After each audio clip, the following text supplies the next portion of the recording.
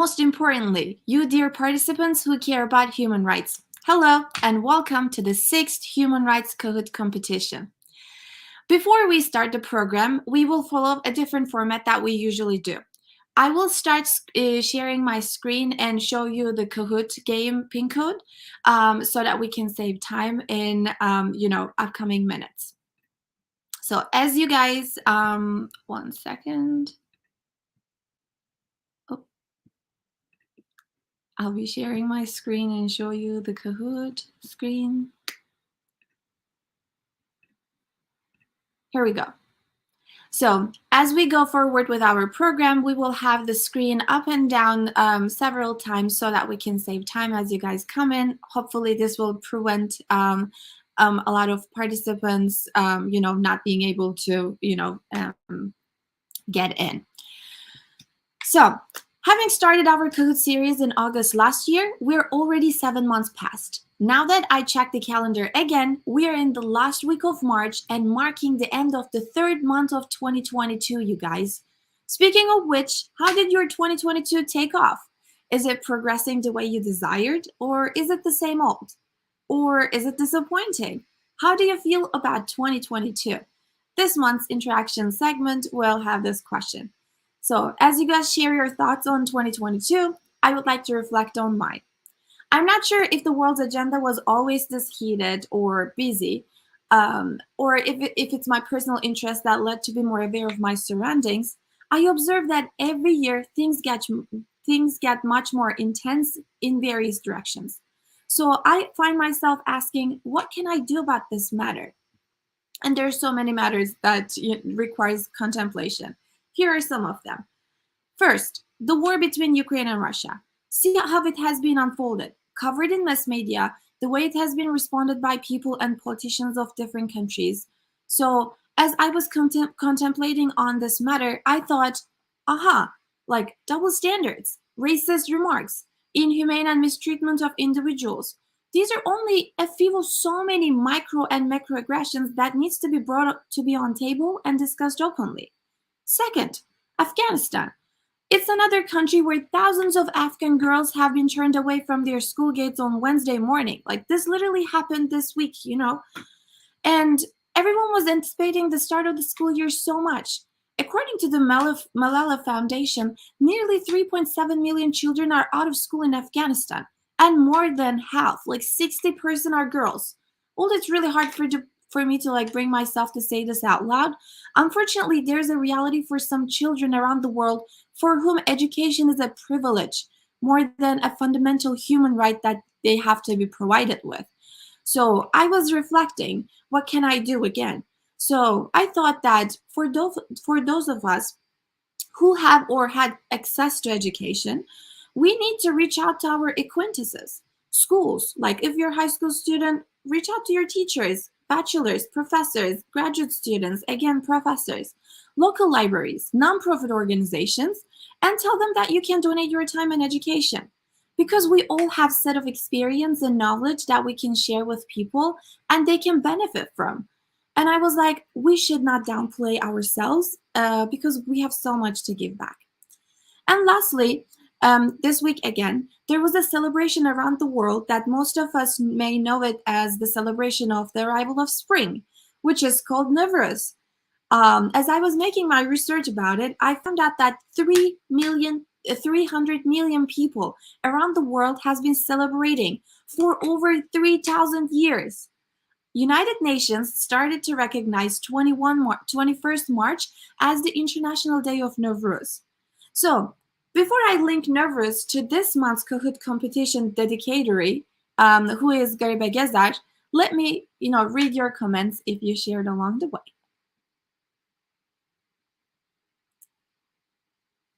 Okay, if you would like to share how your 2022 has been, feel free to drop it in the chat box. I will bring it up as we go forward.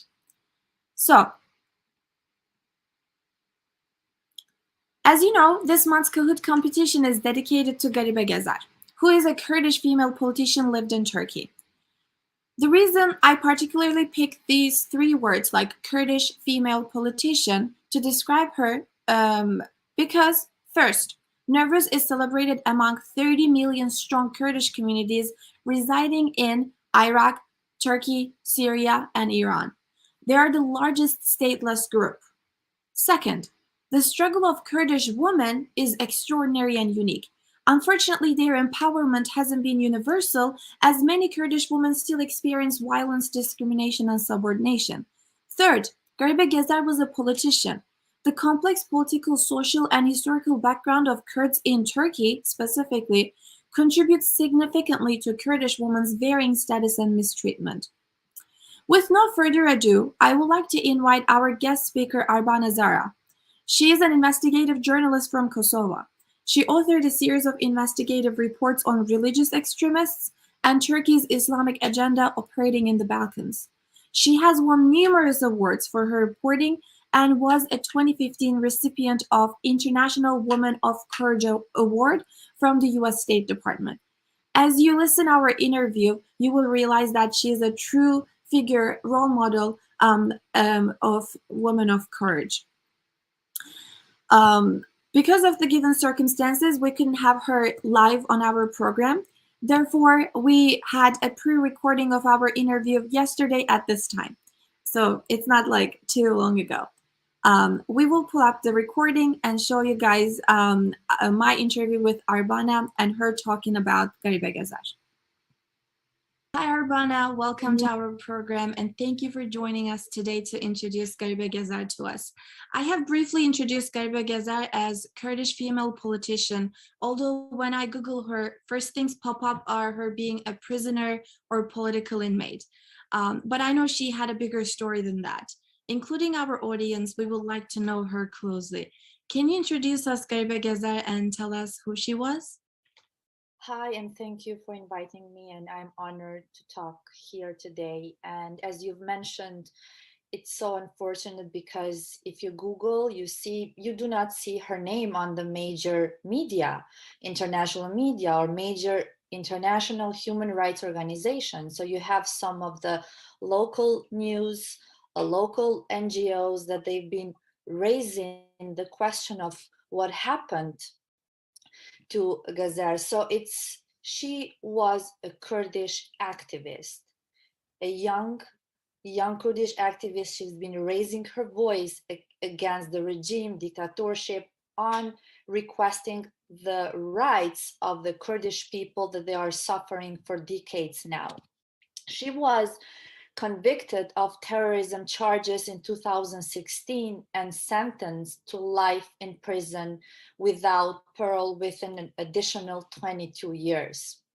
And she's been telling her family and her lawyers that she's been abused within the jail by the guards. So she faced sexual harassment and a lot of abuse. So no one really cared about what happened to her, even though the People's Democratic Party representative and the Human Rights Association of Turkey brought a motion to investigate her treatment in prison before the parliament on October 25th of the last year, but no one really was interested to investigate her case because her case tells the whole story on what is happening with the Kurdish activist within the prisons. So she's not the only one that died in the prison. There are many other Kurdish female activist politicians that are finding their death and no one really investigating what is happening.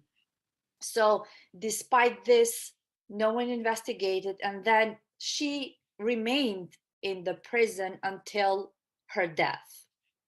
So it's very sad to read and find out what happened to her and the lack of the interest to investigate further. So this is the clear message to the other human rights activists, politicians, those who have courage to raise their voice on what is going on with Kurds, not to do so because they are going to face death. And at the end of the day, they are saying that she killed herself. No one knows exactly what happened. There are other prisoners that sent the letter saying that she was killed but no one is really interested to find out, because this is a system. This is what they are doing to the Kurdish people. So Ghazal also criticized Turkish decision to leave the Istanbul Convention of Council of Europe treaty that at fight violence against women. So she raised her voice, even though she was a local politician. She raised her voice on the major things related to all the women, not only Kurdish, but all the women in Turkey. It was so powerful, like, to hear that raising a voice for a cause can actually, save someone's life. And Exactly. because a number of people failed to do so, unfortunately, we don't have Gariba Gezer among us. She already told about how she experienced torture and sexual violence to her lawyer. So this is sad because we had her voice telling what is going on within the prison, what's happening to her. And if it is what happened to her, it's happening to other prisoners. A young Kurdish girl at her early, like she was 28 when she died last year, and she had so much courage to raise her voice and to come against the whole system, against the guards in the prison, as against the whole system that made her suffer and made many other Kurdish females and other male prisoners to face what she was facing. It is so sad. What should we do? It's to use all the opportunities to raise the voice, to ask for the major media outlets to report on this, because we need to grab the attention of the EU leaders, because we know that the Turkish system, the government, the president, this is what they are doing. They want to hide the reality. So we need the NGOs, the human rights organization, journalists, but we need to ask and find the network within the major media outlets and bring this to shed the light on what is going on. This is the case. This is one case. Gariba Gazelle, we know what happened to her. It is so sad when I have find out that also they refused to transport her body after she was killed, saying that she committed a suicide. They refused to transport her body. How can we seek for justice when the society, when the people there were not supporting her cause, except her family raising their voice and her lawyer that they couldn't do anything more? If everyone else is silent, what about others right now that are in prison? They are going to have the same fate, and no one really cares. The audience, whoever is listening to us, just go and Google this name and see who reported about this case. See if the international audience knows. No, they don't know. And this is very sad. Where are the human rights organizations, women rights organizations to raise the voice? Just because she was a local activist, now everyone is remaining silent. This is very sad. And I'm going to use this opportunity to ask for all my connection, my colleagues, the human rights organization, to see, investigate, ask for the response. What happened? What happened to Gariba Gazelle? What is happening to the other Kurdish women that are being killed within the prison just because they are raising voice for their basic rights? Why the world is remain silent on what the Kurdish people are facing for decades now? So the systematically prosecution of the Kurdish community, denying their basic human rights. What if this happened in the Western countries? What if an activist and a politician and a human rights activist got killed in the suspicious circumstances? Would they report? Yes. Why not when it comes to the Kurdish people? We need to find the way to ask for the Biden administration to raise the voice and their focus on what is happening and what is still all what they are facing, all the prosecution that the Kurdish people are facing with no international support. Yeah, especially given the fact that Kurdish people are the largest stateless, ethnicity. It is our, responsibility as citizens of the world to raise our voice. It doesn't have to be like just reaching out to the biggest, media outlet and reporting, but even like opening the conversation and starting from brainstorming the questions you just asked. Like you asked so many beautiful questions for us to like open the conversation, and graduate students can write thesis, bachelor students can ask these questions to their professors and, get their opinion. And there's so many things that can be done. The thing is that why I mentioned major media outlet, because the regime shut down over 130 television channels, radio station, newspapers, magazines. They have been arrested over 231 journalists. Who is going to report there? Yeah. That's why I mentioned. So the purge has inflicted suffering on more than like millions of people. So their family, where is the door that they can go and seek for justice? If Gazelle had the courage to raise her voice and see what happened to her.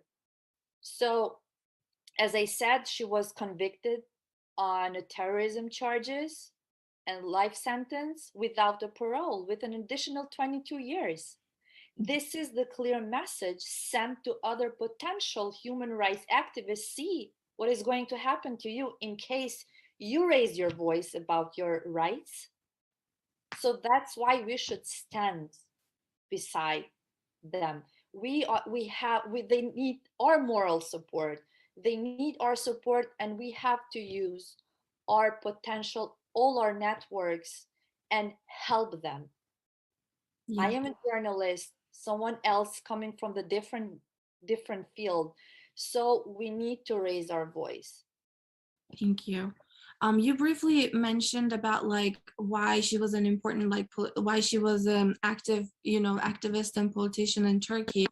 So if you could like elaborate on that a little bit more and tell us some of the contributions she did to like the region of Diyarbakir or Turkey overall, and like she must have done something to get on someone's nerves to end up in jail. So can you tell us also what happened to Gariba Gezar to? Yeah, so when she started her activism on her town when she used to live, and then in the beginning she was very active within her like small circle, and then she started raising her voice against the Erdogan regime on what he was doing to all the Kurdish, but also to the Turkish people after in 2016, the coup that happened and the arrestment. So she started raising her voice on the national level.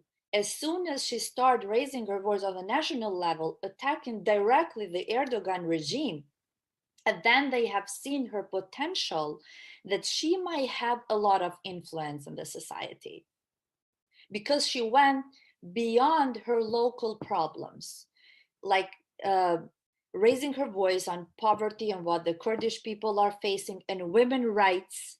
And then, as I said, she's been criticizing the decision of the Erdogan that affected women, that affected Kurdish women, that affected Turkish women. So she went beyond the local problems. So that's why they have seen that she is going, her voice is getting higher and higher. And that's why they wanted her silenced. And that then, as they do, they convict you based on the terrorism charges with us. So this is what happened exactly to her as soon as she had courage to attack directly Erdogan on what he is doing to the Kurds and what he's doing to the people that raise their voice based on the human rights. So I think that at that point, they immediately convicted her to silence her and through her to silence other human rights activists. Yeah, Yeah, so this also tells us why she was important figure in human Yeah. rights. And she actually made a change, and because she could make a change, this kind of came along with her fate. Lastly, I would like to leave this conversation with an action plan. You have already made some recommendations to international level of the figures and systems, what they can do to prevent similar incidents to occur. What would you recommend to Turkish government? And also, as a youth, young human activists, we also would like to contribute something, like anything, any social cause that might be interested, to us. So what would be your recommendations to Turkish? I know how hard it is within the Turkey to raise the voice and criticize the government. I know Mhm. what are going to be what they're going to be faced as soon as they raise their voice. So, as I mentioned, the People's Democratic Party and other human rights association within the Turkey, they can use their institutional ways to ask for investigation. But it is more important, as you mentioned, to open the debate. There are different ways to open the debate, not just in Turkey, but also outside, within the universities, Turkish community, Kurdish community, the youth, they all share the same problems. Kurds and Turks that are facing problems with right now with the Erdogan's regime, they need to come closer with each other because they both have the same problem. So we cannot ignore Kurds just because we are not Kurds. I'm talking right now about the Turkish people, the Turkish association, the Turkish human rights activists. There are brilliant writers, there are brilliant professors in the United States, among the EU. We have to ask them to write. We need these cases to bring the light on these cases by raising our voice. The youth can organize debates. There are social media. They cannot prevent you by speaking as we are doing right now via Zoom. Mhm. We need to inform people, first of all, on what is going on in order to raise awareness.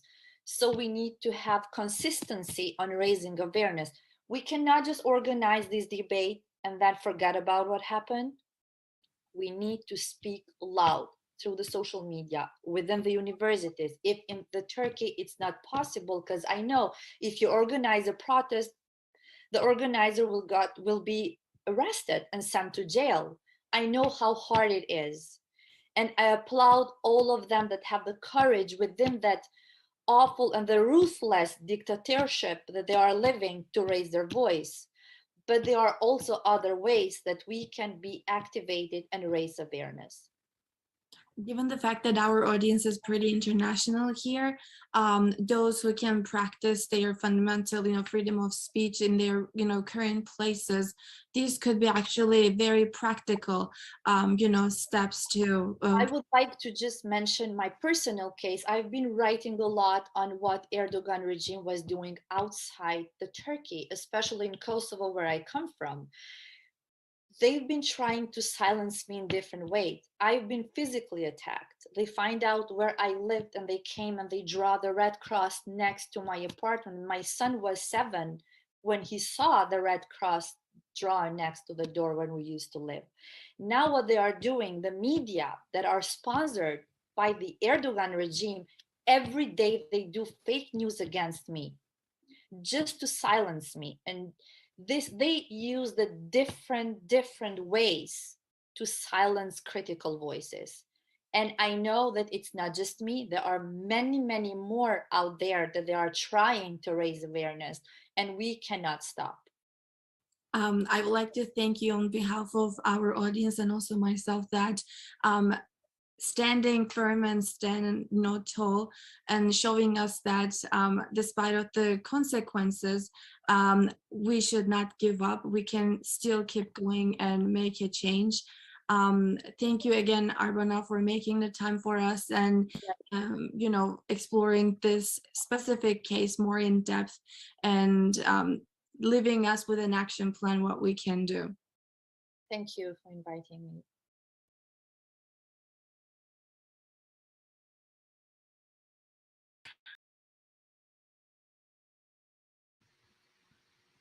I could not thank her enough, and I don't think I can thank her enough.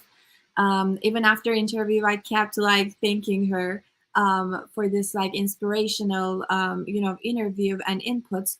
This interview brought like goosebumps several times. Like even I can feel it right now after watching second time.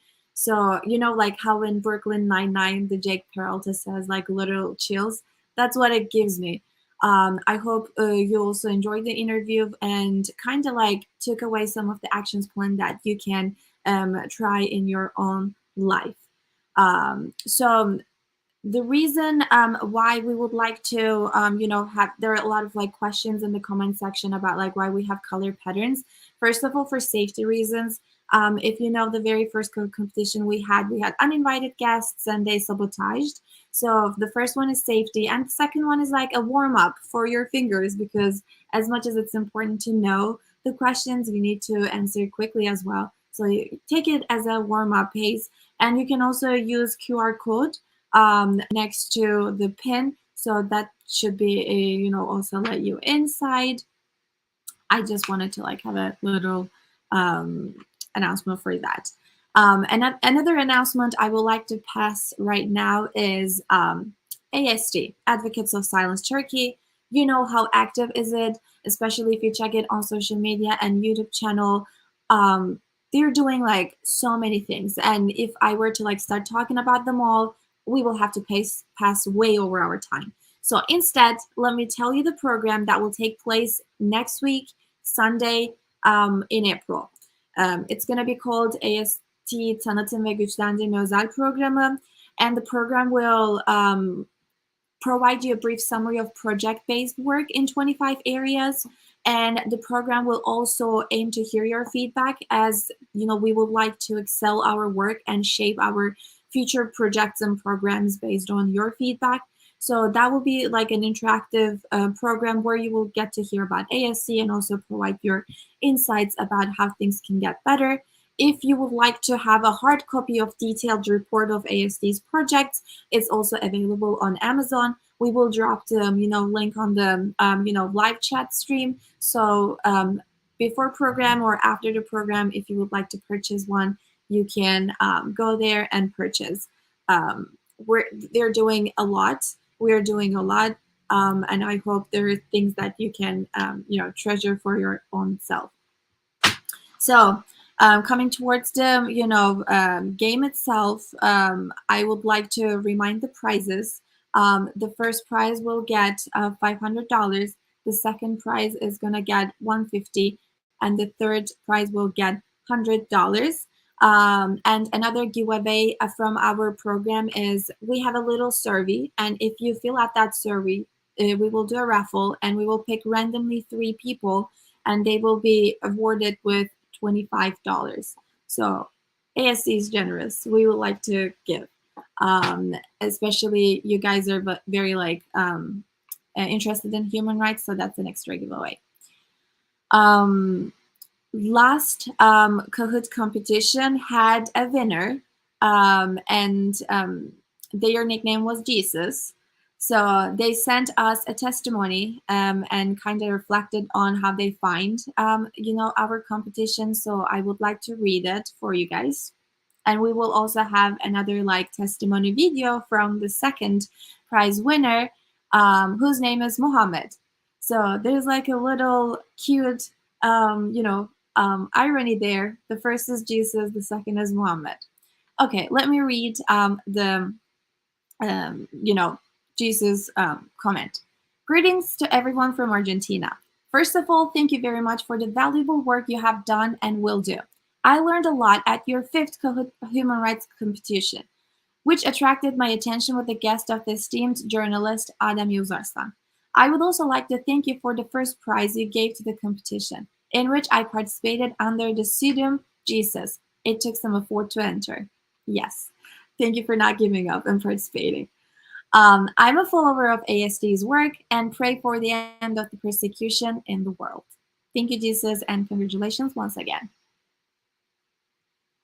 And here comes the Muhammad's mini testimony, who got the second place.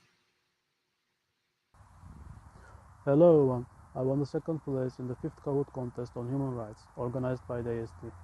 Since I first participated in the second contest, I never missed the opportunity to participate in this very engaging contest. I trust that this contest is a great learning and revision opportunity about human rights issues, especially in Turkey. I hope God will give the strength and wisdom to defend these universal rights to all human rights defenders across the world. I would like to thank the all valuable members of the ASD team for organizing such a motivational contest and of course for the award. Teşekkürler.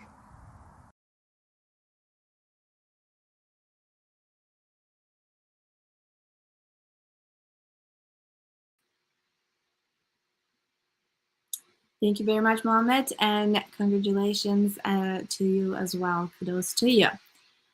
We will pull up the code screen again.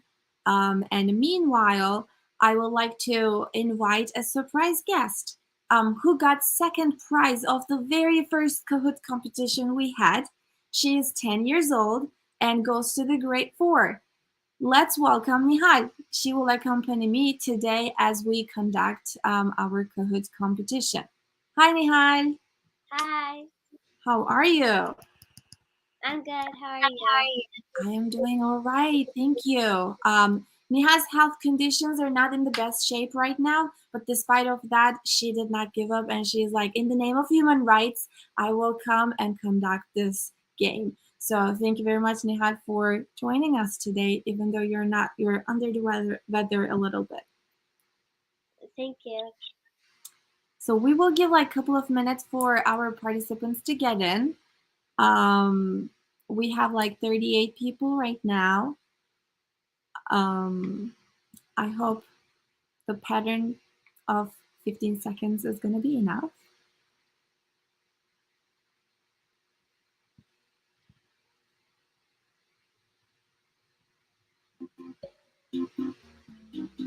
Okay. And I will go over the chat a little bit. Michael Scott has said that we are proud of you, Arbana Xharra, our hearts with you, and the world needs more Arbana, and we are ready to be one of them. Absolutely. Senna said yes and congratulated.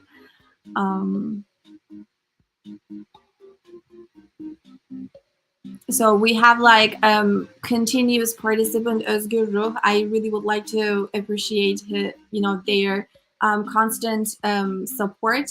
I don't think there is any competition they failed to, come in and also like enthusiast us.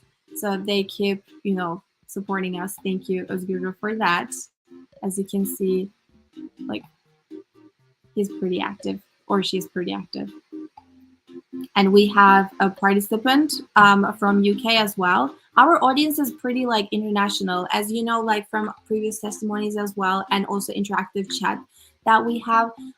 We have participants from like Central Asia, Europe, Africa, South America, Far East, like UK is one of them. So we're pretty like international and big community. Let's give like one more minute.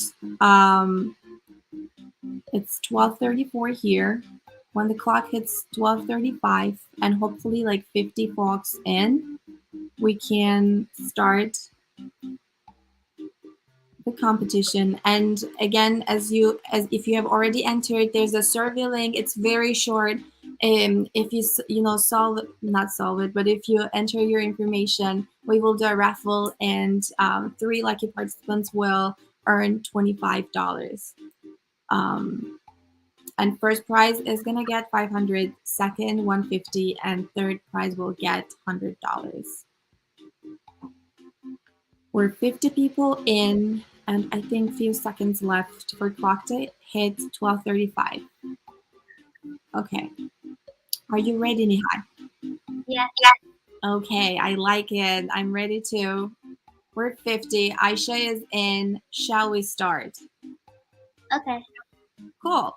We've got the approval from Nihal, so here I go. First question that we're going to have today.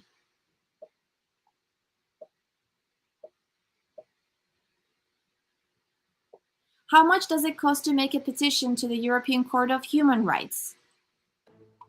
20 euros, 20 Swiss francs, 15 pounds, nothing.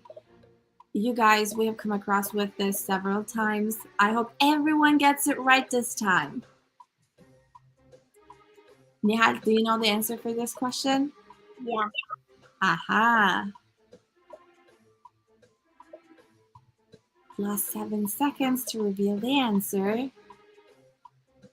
And the correct answer is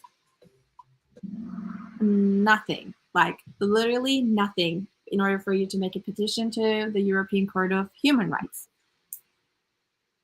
Let's see what's going on. Oh, we have Parsher, Hope 32 as a second place, Yusuf third, Jesus 2. Jesus, are you the same Jesus from last month? And Rana 1 as 5th grade. Here goes our scoreboard. Second question. Here you go, Nihal. Who is the Turkish People's Democratic co-leader that was arrested in November 2016? Selahattin Demirtaş, Sezgin Tanrıkulu, Yaşar Kemal. Ooh. Who is the co-leader of this party?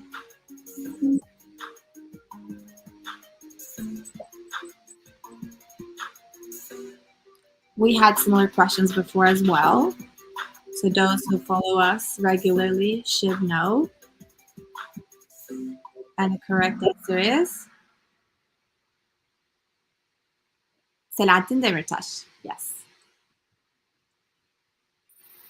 Okay, there are some changes, definitely. Jordi 1 is in the first place, Laila 2nd, Jesus the 3rd, Parsher dropped to 4th, Yavuz is rising up 5th. Ozbey is highest climber right now, up 9 places. Question number 3. How are human rights defined? Those benefit granted to any adult person, those entitlements for those lawfully residing in a given country, and those rights inherent to all human beings. By the way, like as I was reading the questions and saying that we had previous questions, came up, you can go to AST's YouTube channel and click on the playlist Kahoot. You will see our previous competitions and questions because we have questions coming up from there. The correct answer to this question is, as 40 people guessed, those rights inherent to all human beings. Let's see if there are any wow, every question something changes. Jordi 1 is still up, 1. Parsher climbed up to 2. Laila 3. Jesus 2 is on 4. And Ezel is on 5th position.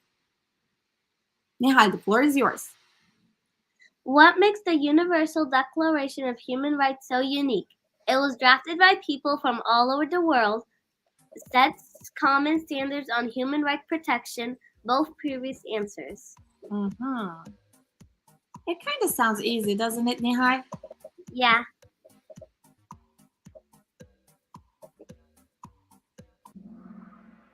Yes. Actually, fewer people guessed than I imagined. The correct answer is both previous answers. Okay, just Parsher and I hope I'm saying it correctly. And Jordi just switched the places. Ahmet Yücel, keep up the speed and correct answers because you're up 13 places. Question number 5. Entrepreneur detained for 4.5 years awaiting his release after the decision by the ECHR that his detention is unlawful. Who was this person? Osman Kavala, Selahattin Demirtaş, Ömer Gergerlioğlu. He was an entrepreneur and he was detained for 4.5 years. And who was this person? Yes, the correct answer is Osman Kavala. Wow, okay, another huge change, but similar names on the scoreboard. The first one is Jordi 1, is on 2nd, Parsher is on 3rd, Rana 1, welcome back, Laila is on 5th. What is the best answer about torture? Is allowed if used to prevent terrorist attacks, is only allowed after the decision of a judge, is never allowed. What do you think, Nihal? You got me. You think you made the answer right away. So what's the correct answer? Is never allowed. Yes, under no circumstances, torture is never ever allowed. Oh, Parshir and Nizol just switched up the, places. The remaining remains the same. Who sets out international human rights standards? Amnesty International, the United Nations, the governments of individual countries, and the International Red Cross. Was it your turn, Nihal? I think it was your turn. Oh, okay. For a second, I got carried away. And the correct answer is the United Nations. The United Nations set out international human rights standards. Okay, I was like so excited with the game and I almost forgot our Bunları biliyor muydunuz segment. Did you know segment? And you didn't remind me, Nihal. So let's start. Let's give it a pause here. Oh, let me show the scoreboard before. Okay, nothing changed. Everything remains the same. So before we move to the question number 8, let's do our first segment of Bunları biliyor muydunuz? So as you know, these are the important brief informations we give, and they're going to be asked in upcoming, games. The first one is about actually women and their gender-based violence, in short. So according to the Human Rights Association and Turkey Human Rights Foundation documentation unit data, 290 women were killed as a result of male violence in the first 11 months of 2021. So 290 women were killed as a result of male violence. In 11 months makes like almost 29 women per month was killed. And it makes almost like 1 woman in a day. And these are the reports that we are aware of. And unfortunately, there's high likely that much more women victims that we don't know, but were murdered as a result of male violence. So that was our first segment for Did You Know section. Let's continue.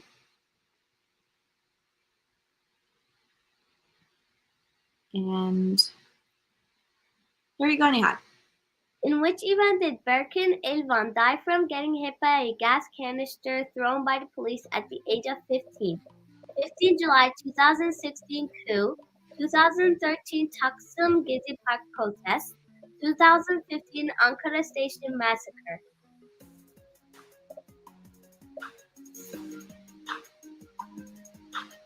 We dedicated I think it was 4th Kahoot competition in the name of Berkin Elvan, and we gave away this information as we were introducing him.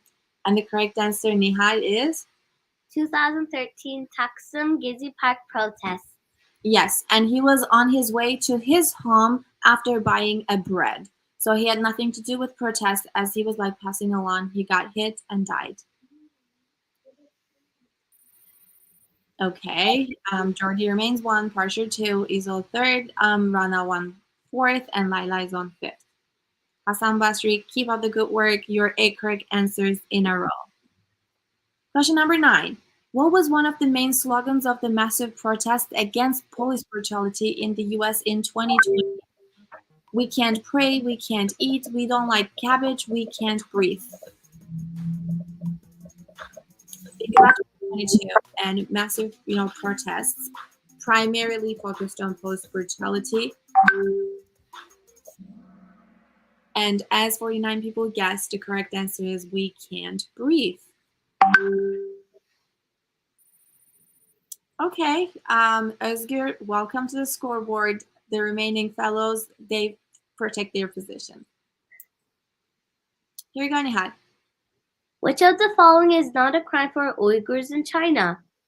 Speaking Uyghur language, owning traditional Uyghur carpets, reading books in Uyghur language, calling yourself a Chinese. Which of the following is not a crime? Which means the remaining 3 options are considered crime in China.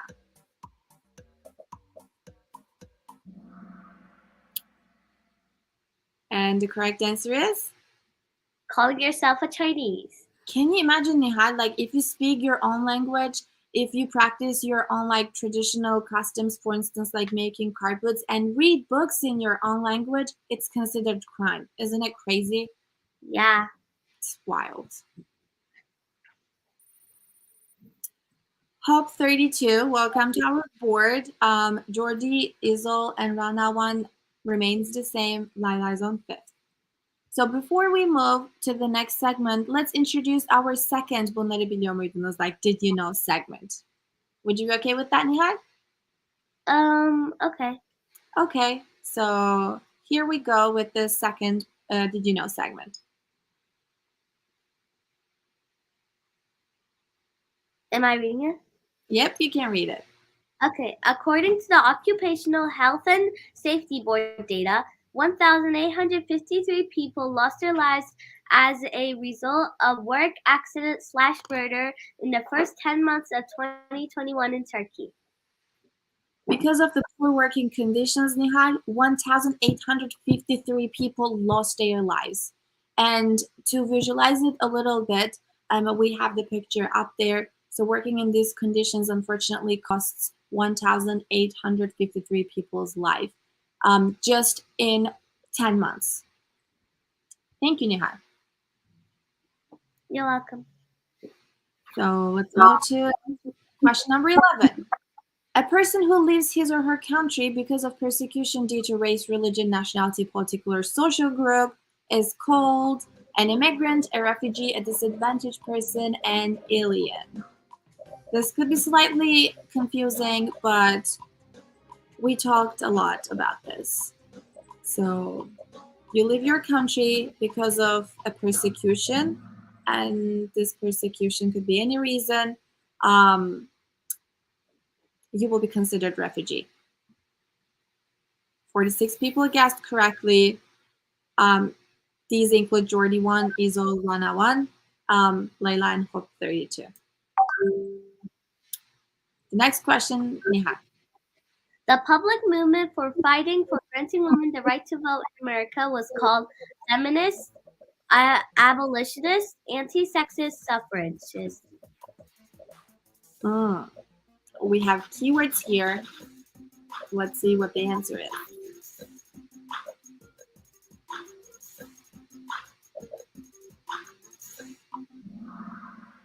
Oh, yes. When I say keywords, the first thing comes up is feminists, but the correct answer is suffragists. I didn't know that. I learned. Apparently, a lot of people didn't know. So Hope 32 jumped to the position of first, Jordi second, Izzle third, Rana fourth, and Sal, welcome to our scoreboard. The next question. Who was an English writer, an advocate of women's rights, and philosopher? Harriet Tubman, Susan B. Anthony, and Mary Wollstonecraft.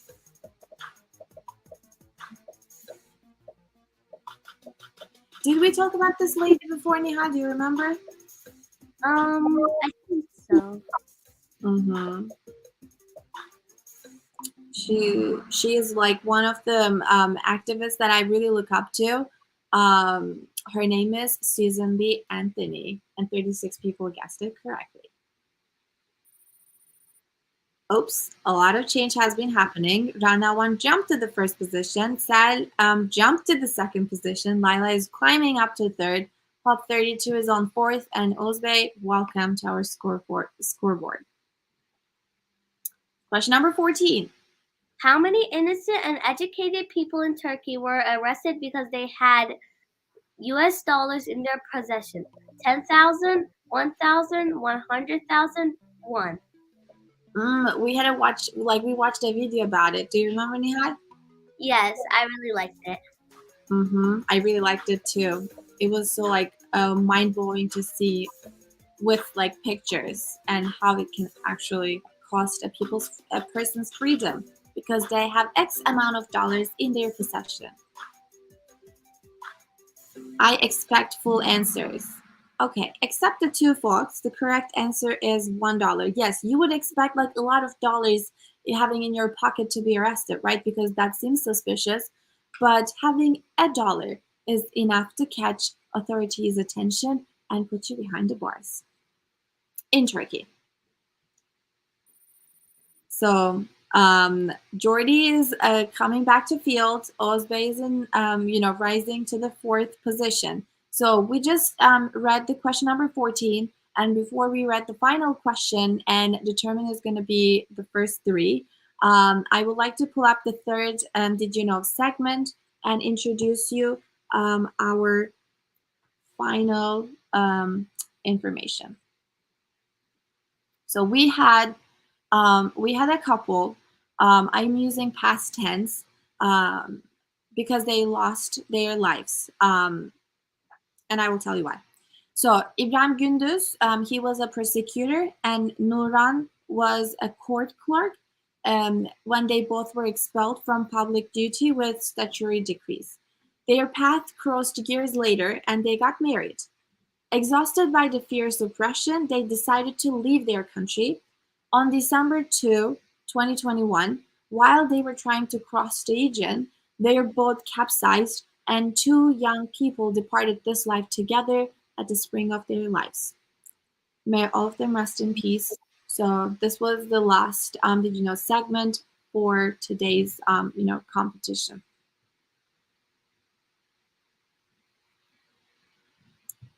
And final question. Who is the Kurdish politician whose body was sent to her family in Diyarbakir by cargo after she was tortured to death? Garibe Gezer, Helin Börek, Bahar Kurt. So I believe I talked about it last week. Sorry, last competition, even though we didn't highlight it this, month. But we dedicated this month to her. Her name is Garibe Gezer. And after she passed away, the companies refused to deliver her, body by a decent car. So they had to, unfortunately, use cargo for that. Yes, she was Garibe Gezer. So let's see the podium. Starting from the 3rd, Lila got 14 questions out of 15. Congratulations. And the 2nd position gets ZELLE. And the first one is, let's see, drum rolls, and Rana won. Congratulations, you all. And the 4th way is, the 4th position belongs to Özgür Bey, and the 5th one, I missed it. So please take, Yeah, the 5th one was Gordy one. Awesome. Thank you, Nihat. So please take screenshot of your, winning screen and send it to us, youthz@silenceturkey.org, so that you can claim your prizes. Congratulations once again. Before we say, bye, next week is Ramadan, and almost 2 billion Muslim people around the world observe the whole month. So Ramadan Mubarak to all who observe it.